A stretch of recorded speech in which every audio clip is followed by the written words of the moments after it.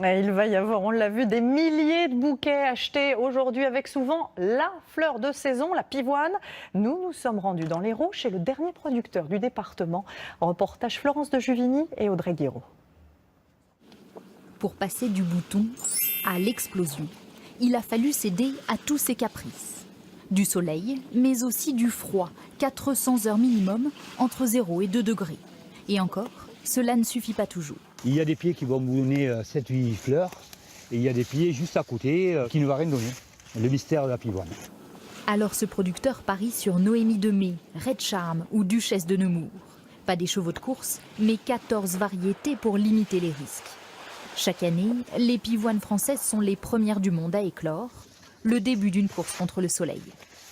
Il faut que dans 1 heure tout soit coupé. Elle commence à s'ouvrir. Une fois qu'elle est ouverte, on ne peut plus expédier la pivoine. À peine cueillies, les 3000 fleurs du jour continuent leur parcours vers le Languedoc-Roussillon, Bordeaux ou Strasbourg. On arrive à être 24 heures après la coupe chez le client final, c'est-à-dire le fleuriste. Si en magasin, la tige de pivoine se vend entre 2 et 5 euros, ici les fleuristes l'achètent entre 50 centimes et 1,20 €. Red Charm qui en veut. Et à l'ouverture à 6 heures, les clients, tous des fleuristes, lui donnent raison.